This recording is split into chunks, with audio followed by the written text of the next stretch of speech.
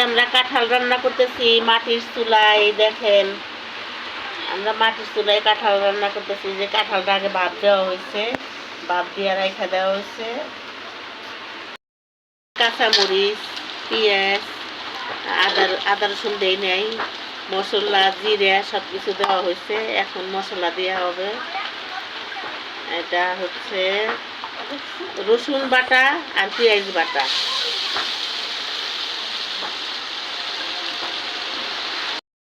দেওয়া হয়েছে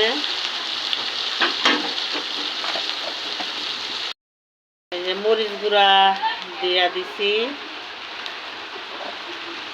তারপরে হলুদ গুঁড়া পরিমাণ মতো, তারপরে ধনিয়ার গুঁড়া,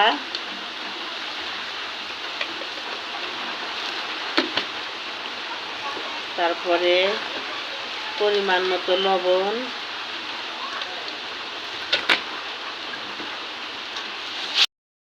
কিছুক্ষণ কষিয়ে তারপরে ডাল দিয়ে দেব। মশলা টশলা দেওয়া হয়েছে সব। এখন এই যে ডাল দেওয়া হবে। ডালটা আগের থেকে সিদ্ধ করে নেওয়া হয়েছে, নাহলে ডালটা সিদ্ধ হতে সময় লাগবে। এই যে ডাল, বুটের ডাল দেওয়া হচ্ছে। আগুনটা বেশি উঠে গেছে তো এখন ডালটা দিয়ে একটু কষাইতে হবে, বেশিক্ষণ লাগবে না, সিদ্ধ করা হয়েছে আগের থেকেই। এই যে কাঁঠাল দিয়ে দিব, ভাত দিয়ে রাখা হয়েছে আগের থেকে সিদ্ধ করে। এই যে এখন দিয়ে দিচ্ছি কাঁঠাল।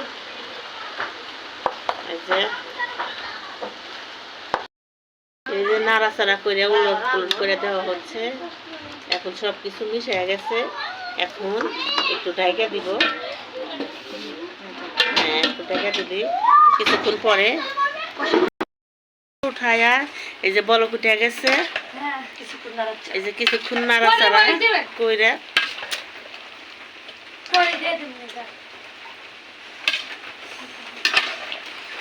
এই যে নাড়াচাড়া করা হতেছে কিছুক্ষণ। মানে বেশি কাঁঠাল তো, বড় কাঁঠাল তো, গ্রামের বাড়ি তো, গ্রামের বাড়ি ধরেন যে সবাই আসে খাওয়ার জন্য, এটা সবারই পছন্দ। এর জন্য বেশি করে রান্না করা হয়েছে আর কি। অনেক বড় কাঁঠাল। এখন আবার কিছুক্ষণ ঢাকা দিতে হলে হবে। জল দিয়ে দিলাম। এখন এই যে পানি দিয়ে দিলাম, পরিমাণ মতো পানি দিয়ে দিলাম। সিদ্ধ হয়ে গেছে, হয়েও গেছে। আর একটু ঢাকা দিব। ঢাকা দিয়ে ভালো করে আবার সুন্দরভাবে উঠলি করে, তাই হয় যাবে। জিরা গুঁড়া দিয়ে দিলাম লাস্টে। জিরার গুঁড়াটা আর প্রথমে দেই নাই, গ্রানটা হবে না দেয়া, পরে দিলাম আর কি।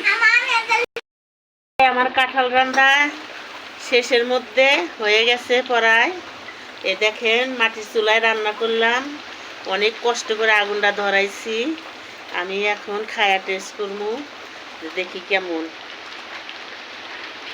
এই যে বাসছি বাইরে, এখন খায়া টেস্ট করবো।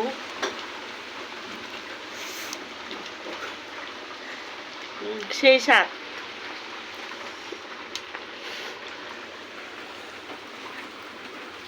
সেই স্বাদ, অনেক স্বাদ হচ্ছে বন্ধুরা। তো খোদা হাফেজ। আমার কাঁঠাল রান্না শেষ। বৃষ্টির জন্য ঘরে রান্না করছি, অনেক বৃষ্টি বাইরে, আর আমি গ্রামে আসছি, তাই ঘরের ভিতরে কাঁঠাল খাইতে ইচ্ছে করছিল, ঘরের ভিতরে রান্না করলাম আর কি। এই দেখেন।